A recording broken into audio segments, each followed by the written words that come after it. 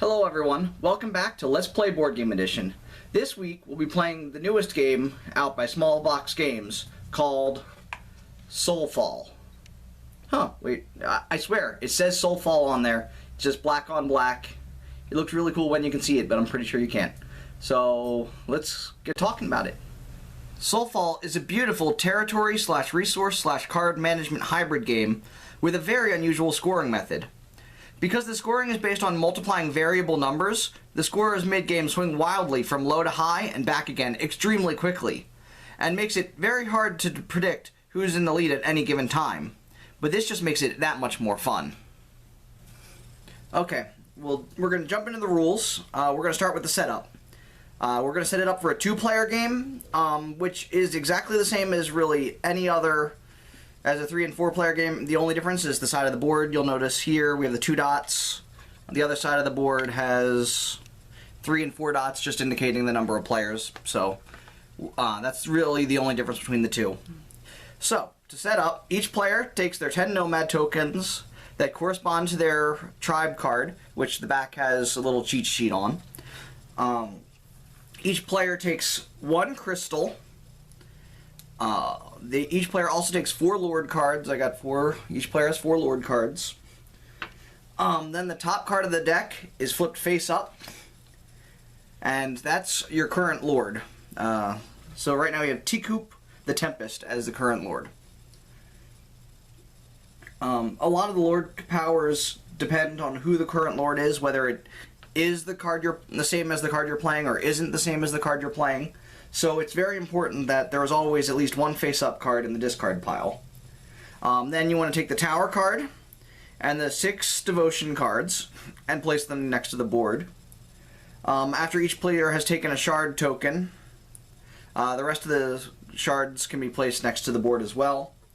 The youngest player, in this case will be blue, takes 1 Nomad token and places it somewhere on the board that they want to place. Then, continuing in age-wide or around the circle, in this case, really there's only 2 players. Every other player also places a Nomad token on the board. Now, lastly, the 3 action cards, these here, are given to the oldest player, and they will be starting the game. So once all that is done, you're ready to start. So we'll move on. A player's turn consists of choosing 3 actions and taking them. Each action is marked by one of these action cards. So basically it's to help you remember how many actions you've taken each turn. So you do an action and you take 1 card and put it aside. You do a second action, you take another card, put it aside. You take your third and last action and you put it aside, marking that you've taken all your actions this turn. Now you'll notice on the card there are 6 different actions listed. You can only use each action once per turn. That includes even if you've returned an action card to your hand, it doesn't allow you to do that action again. You can only do it once per turn, and a 4th action would still have to be a 4th separate choice. The first action is draw, where a player draws 2 cards from the deck, chooses one of them, chooses one of the cards from their hand. It does not have to be one of the 2 cards they just drawn. They can pick up all their cards, they can look at them, they can shuffle them around, decide what they want, and they discard 1 card of their choice. So in this case, this player wants to discard Eclock the Tide. And now they have 1 more card in their hand than they had previously. The second action is Devote. This is where the player takes a card from their hand that has a corresponding Lord and discards it to the discard pile. Why I say that, there are cards such as Mask the Forgotten that are Lord cards that don't have a corresponding Devotion card. They cannot be discarded for Devote because they don't have anything to gain. But we can discard Teacoop the Tempest, which has a Devotion card, and that player will gain control of that Devotion card. Now, Devotion cards all have a static ability that is helpful throughout the game. That being said, when you take a Devotion card, you either take it from the pool in the center, if no one controls it, or you take it from the current controlling player. So they can be passed back and forth by discarding cards.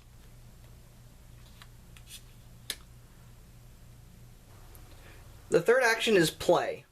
That is when you take a Lord card from your hand and reveal it and put it in front of you.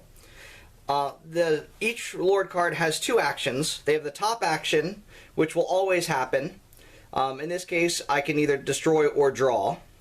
And a second action that is conditional. Here it says, if Zarister the Edge is the current Lord, you may do both. Well, currently we have Ecox the Tide is our current Lord, so I do not get to do both.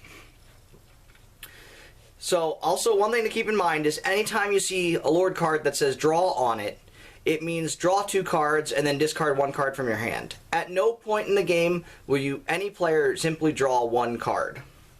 Now, once you have resolved your destroy or draw, you take the Lord and put it into the discard pile. Only when you're completed all the actions. That way, it doesn't affect the current Lord. The fourth action is populate. This is where a player takes one of their nomad tokens and places it nomad face side up on the board, adjacent to one of their current nomads or outposts. The fifth action is prosper. This is where a player takes one of the shards from the central pool and adds it to their personal collection. The sixth and last action is build. This is where a player flips one of their nomad tokens over to the outpost side. This action can only be done if a player has more nomad tokens than they have outposts currently out on the board. At the end of each player's turn, they check to see if they've triggered one of the endgame conditions. They check to see if they have 8 or more shards in their personal collection, if they have 4 or more outpost tokens on the board, or if they have 2 or less nomad tokens left in their personal supply. All of those trigger the endgame conditions. If a player has done this, they take the tower card, add it to their hand and their collection. Then each other player takes one more turn, and then the game is over and you count up final scores. Once the tower card is given out, there is no way to stop the game from ending. Even if a player no longer fulfills the condition that they received the tower card for, the game still ends. It doesn't matter. Each other player takes one last turn, and that is it. A player's score is determined by taking the sum of the number of nomad tokens they have on the board, plus the number of devotion cards they have, and multiplying it by the sum of the number of outposts they have on the board, plus the number of shards in their personal collection. The person with the tower card adds 5 points to their total. So we have an example here. In this case, the blue player ended his turn. He has 8 shards, so he has triggered the end condition. So he gets the tower card. Yellow has taken their turn, and as it turns out, blue has 3 nomad tokens plus 0 devotion cards. So they have 3 multiplied by the number of shards they have plus the number of outposts they have. So they have 8 shards and 1 outpost. Which is 9. So 3 times 9 is 27, plus they have the tower card, it gives them 5 more, brings them up to 32.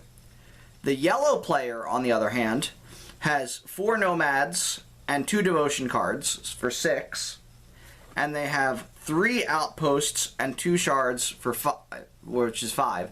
So 6 times 5 is 30. So in this example, the blue player wins by a very close margin. Really, he won by having the tower card. And so that's how scoring works. That's all for this game. I'll meet you back at the wall of weaponry. Well, that's all for the rules. I hope to see you in my review video as well as the playthrough. But if not, please remember to share, like, and subscribe. And as always, remember to stay geeky.